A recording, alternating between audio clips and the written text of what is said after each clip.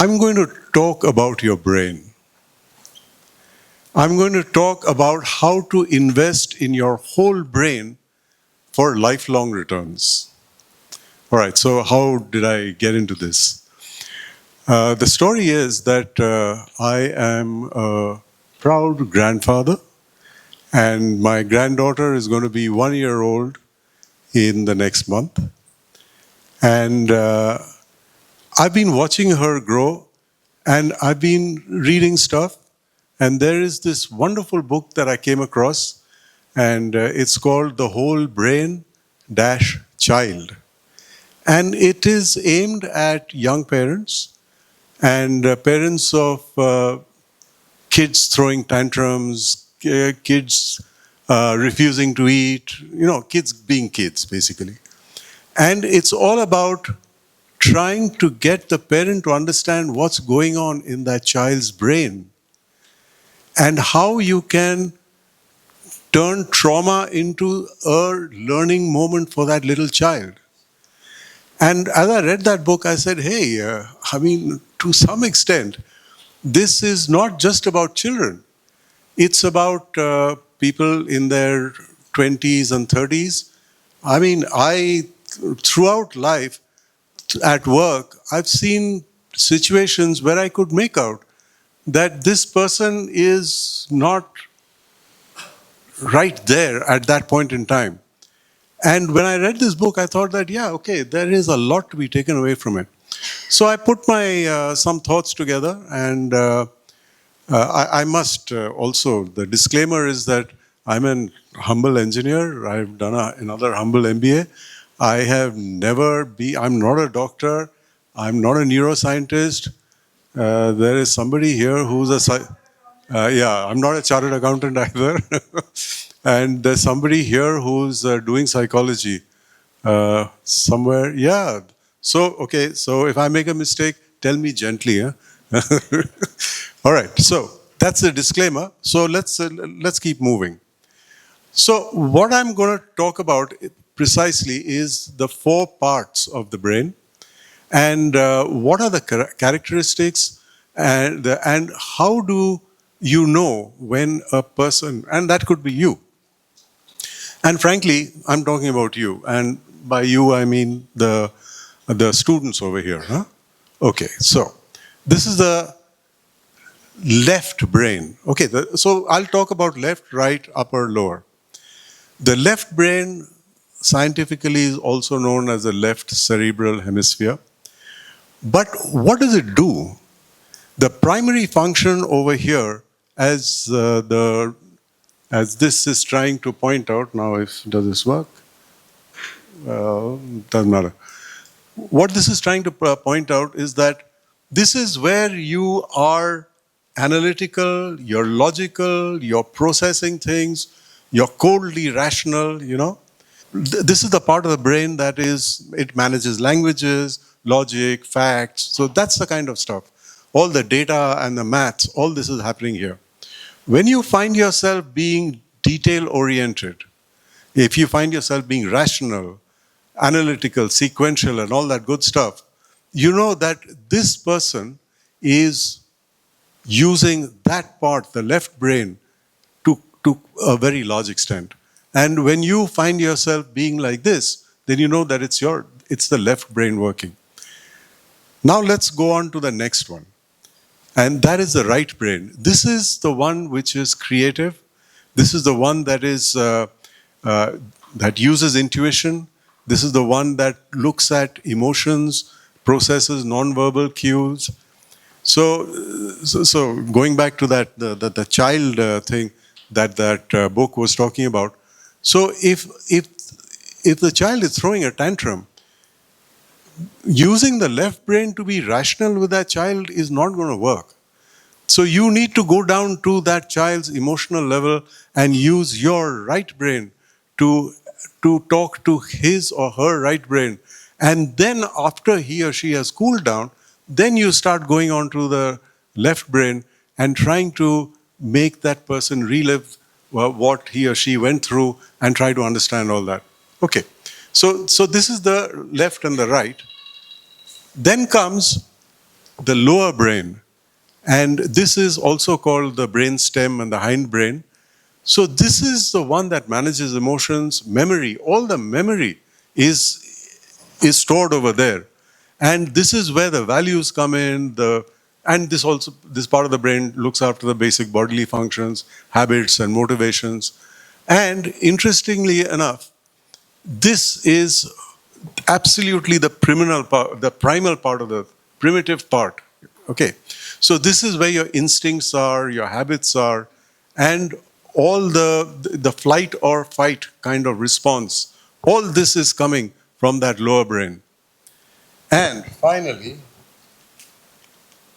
this is the prefrontal cortex. So this is the conscious architect. This is the one that oversees planning, goal setting, decision making, problem solving, all this good stuff. So let me pause here. And this question is to the parents. And definitely I'm a parent. So it's, when you look back to when you were 20, 21, 22, and you think of the decisions that you made over there, if you reflect, do you sometimes feel strange that you actually did what you did? I think of it all the time. I think, what was I thinking when I did that? I mean, where did that come from? So, a few yeses, a few, yeah? It's normal. And so the question is, why does this happen? And this is the reason why I'm asking you to think about this, is that the prefrontal cortex doesn't develop until you're about 25, 26, 27. And all you guys, the students here in this room, are below that age. Okay. So when I think back and say, what was I thinking? So I take shelter in the fact that my brain had not developed. Can't blame me, you know. So that, at the same time, I keep thinking that I wish I had known at that time that this part of the brain, the part that is into overseeing, planning, problem solving, and thinking of consequences, that part of the brain takes a little longer to develop. So the message is that be aware that there are 4 parts of the brain and 1 part has not developed fully yet. And this is natural, is normal, it's happening to you, it's happened to your parents, it's happened to everybody. So one of the things that the psychologists and the neuroscientists keep saying, and not just the neuroscientists, I mean, the first time I got aware of this prefrontal cortex thing was around 6-7 years ago when I started counseling, and I mean, mentoring and all, everybody's done while you're working for a salary also.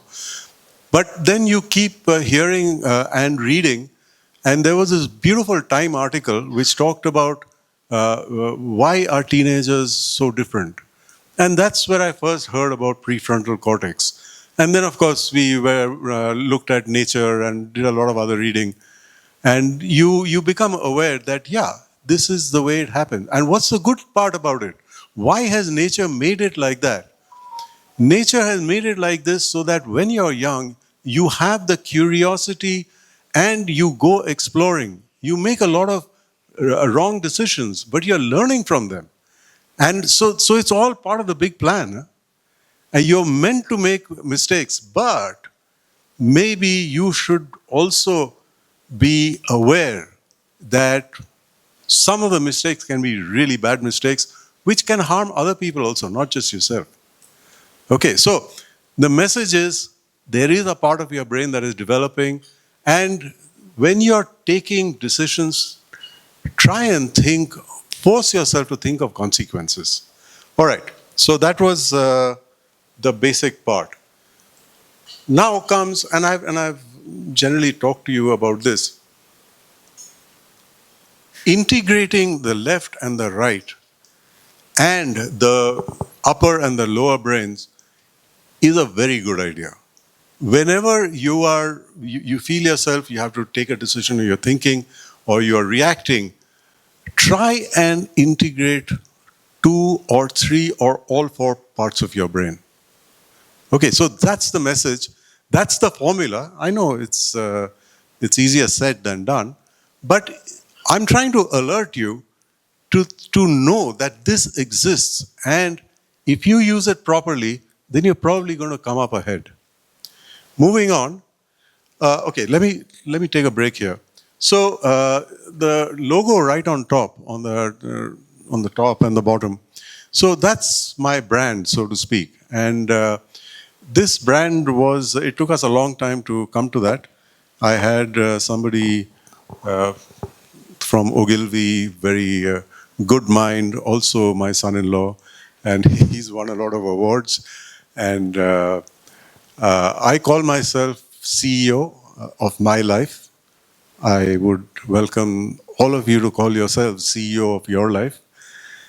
And as CEO, you should always have a board of directors.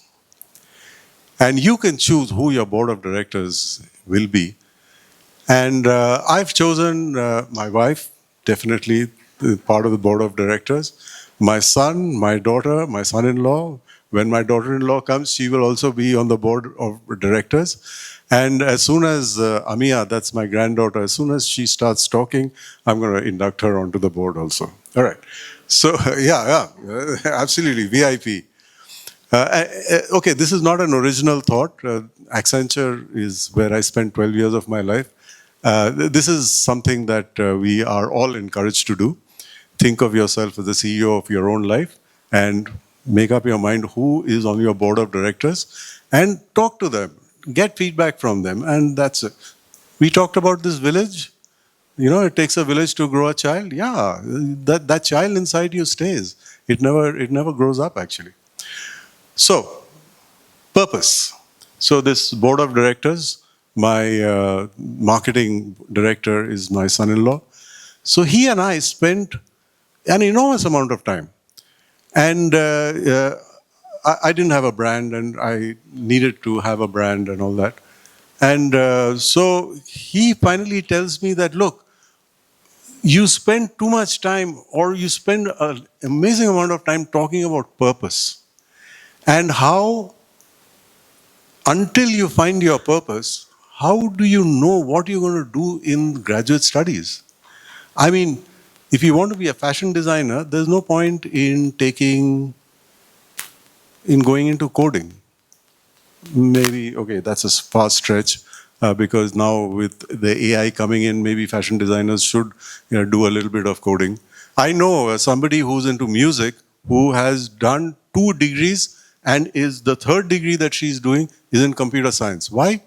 Because of, I think there's something called Ableton, and she uses that, and she says that the user interface is absolutely wrong, and she happens to be one of the people who Ableton sends her the latest stuff and gets beta testing done from her. So she's doing all that. So the point is that once you get into the graduate level, you need to be sure about your purpose. And in my work, when I do my counseling, they are all in 21 plus, and some are 31, and I have some students who have children also, and they are doing their MBA. So all that happens. The first step is purpose. And I'm going to show you how you can think when you come to that stage. And in fact, I mean, you're getting into college, so you are already at that stage. Many of you are going there, you already decided what your majors are, but every day you're going to learn new stuff, you're going to meet new people, new ideas, and keep asking yourself, okay, so from the purpose, what is the purpose? All right, so this is trying to use the right brain, left brain, and different parts of your brain and integrating it all together and the objective, the case that I'm trying to explain is how do you do this determining of the purpose? So, also a little aside from this, it is not, okay, let me start again. I think 50% of my students who come to me have no idea about what they want to do after they get their degree. So my question to them is like, okay, so what is your short-term career goal? And 50% of them, we start from absolutely ground zero. Around 25% have some idea, and another 25% have a fairly good idea. But it's a process of peeling the onion, getting into more specifics, and trying to figure out what do you really, really want to do. And I have a structured questionnaire, 25 questions. But the fact is that I take about 2 months, and that's 8 weeks of 1.5 hours, sometimes 1 hour, sometimes 2 hours, sometimes, to ask those questions and discuss them to finally arrive at the purpose which the student, the parents, and I agree. Case in point, somebody came, mother comes and says that I want her to become, to get into a master MS in civil engineering. And I take about 2 weeks, 3 weeks to figure out that she has absolutely zero interest in civil engineering. So then for me, the MBA is the panacea. I think everybody should have an MBA. So I say, hey, why don't you do an MBA? So we try for another 2-3 weeks, impossible. So finally I called the mother. No, sorry, before calling the mother, we sat down and said, listen, you have to tell me, what is it that you really, really want to do? And she said, I want to make movies. So I said, okay, so there are lots of people making movies. There are good places to go and study to make movies, but you got to call your mom and we have to talk it over. So, so the mother comes and we spent, I don't know what, definitely 2-3 hours. And ultimately the mother agrees. Okay, so another tip to the students. In my 8 years with all the people I've seen, if there is ever a conflict between the child and the parent, the student always wins. Huh? So I said this to somebody, and immediately the response was, no, not in my house. And so I smiled and said, yeah, okay, we'll find out. Number one, I hope there is no conflict, because another thing that I keep saying is that, and this is to the parents, that and to my kids' friends who are going to become parents, I keep telling them that you got 10 years. The first 10 years you can tell your child whatever you want, they will listen to you. But if you don't get everything across by the first 10 years, it is not going to work. So you've got 10 years, and after that they're on their own. And there are 3 things. One is your DNA. The other is your environment. The DNA you get from your parents. The environment is the school and everything that you've got. And then comes free will. And that is where all your brain comes into the picture. And all the right, left, right, upper, lower, all that is up to you. You've got your free will. And that is what will ultimately pull you through or take you to where you are, where you want to be. But it's important to be sure of where you want to be. Okay, so here's a kind of, what shall I say, roadmap, toolkit, you want to call it a guideline. This is what I've been using for the last 8 years, and it seems to be working. Yeah. So, firstly, it's not a waterfall. Huh? It's not sequential. I know I've called it step 1, step 2, step 3, step 4, but there is another line at the bottom which tells you that it is non-linear. You can go. The idea is to have somebody to bounce your ideas against. Huh?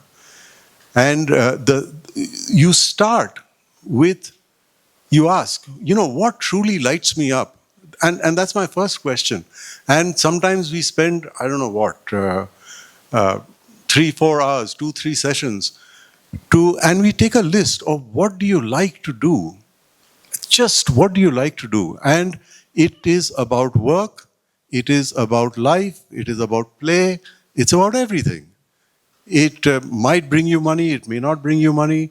You may be good at it, you may not be good at it, but first let's jot down what do you like to do. And in some cases, like it goes down to 20, 30 things. I don't mind. But that's the starting point. Okay.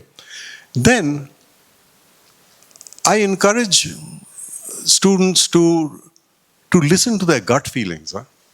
And it's not always it's not always on the top of your mind. And I'm a great believer in the subconscious. And there is this little trick that I've used on myself. It's worked very well for me. So in your subconscious, you really know what you want to do. But how do you get to talk to your subconscious or listen to your subconscious? And there is something called the quick list technique. And this is a lady by the name of Dr. Joyce Brothers. I read the book when I was 22 years old. I was working in a dead-end job in a factory, which I hated. The money was good, but one reason why I couldn't just walk out. And so this book says that, look, the tough part is to figure out what you want to do. And the quick list technique is to catch yourself unawares and ask yourself, what do you want to do? What do you like doing? And try to write down what your subconscious is telling you. The idea is to catch yourself unawares so that, it comes down from your, what they call the bottom brain, the lower brain. And it's amazing, you will see a certain pattern. And I encourage my students to use the quick list technique to come up with all the list of things that they like to do. So that's where that second step, that the lower brain and the gut feel and all that comes up. Then, of course, you get into step 3, which is the left brain, where you're analyzing stuff. And you ask yourself, what makes logical sense? So what do? I have this lovely little matrix where the first column is, what do you like to do? The second column is, are you good at it? How good are you at it? And it's simple. I mean, it's high, medium, low. That's it. Very good, good, not so great. That's fine. Then the next column is, can you make money out of it? So let's talk about money for a little while. Because I, as a person, had a lot of problems with money, in the sense that if I wanted money, then that was bad, So when I was, the way I dealt with that problem that I had was that I used to tell everybody that I don't want money. I don't need money. I don't like money. I'm not going to go after money. I like the things that money can buy, but I don't like money. So I used to tell that to everybody. But the fact of the matter is, and now that I'm as old as I am, the better part of your life, when you start earning, the money that you get is not going to be spent in buying expensive cars or bigger houses. It's going to be spent looking after your kids and educating them, buying food for them. And then after that, there'll be more time where your money is going to go looking after your aging parents. It's only after you're about 50, 60, 70, maybe in 70, I don't know, I haven't reached that yet. But it's only after your kids have gone to school and college and have started working and your parents are now around and you're looking after them, only then will you actually spend your own money on stuff that you have always wanted to have. Okay, so there's nothing wrong with thinking that I have to earn money. And in fact, there's something very wrong if you don't take care of that money. I'm assuming that you want to raise a family. If you don't want to raise a family, then that's a different conversation, which I would love to have over some beer or something. But the most people will need to earn a living. So therefore, that's the third column. What do you like to do? Is there money in it? And how much? And the final column, well, the second last column is, does the world need it? And this is not a philosophical question. It is a question about demand and supply. You may be very good as a drummer. And does the world need it? Yeah, kind of.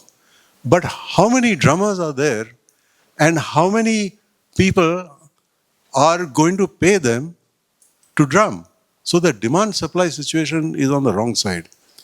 Take, okay, so last year I brought out this thing. It's the Bureau of Labor Sciences. All the occupations in the US, they've got fantastic data. So if you look at the place where who are the highest salaries, the highest income, they're all doctors. If you look at the demand-supply position, it takes forever to become a doctor. And there are not enough doctors in this world. And that is why they are earning so much. And that is why everybody who gave up biology, all my students have given up biology. I don't have any medical students. So when we look at that page, I tell them, hey, look, this page is not for us. We gave up biology long ago. This is not going to happen to us. And then you turn the page and you see what are the other occupations which are giving you the kind of money that you will need. So back to that matrix I was talking about. What do you like to do? Are you good at it? How good are you at it? Is there money in it? And does the world need it in terms of the demand-supply situation today? And then we come to the final column, which is just, should this be a career or should this be a hobby? And so far, it has worked pretty well. Within 8 weeks, with somebody that you're talking to, and you're asking these questions, it works. It takes 2 months, but within 2 months, you get a pretty clear understanding of what your short-term career goals should be. And I'd welcome for you guys to come and talk to me, and I'll share the 25 questions if you want, but make sure that you have somebody to talk to when you're going through those questions, and that you don't do it, let's sit down and over tea and coffee decide what my purpose is. No, it doesn't work that way. It has to be over time. And you think of it as 8 weeks, and it'll work. Let me pause. Let me get some feedback.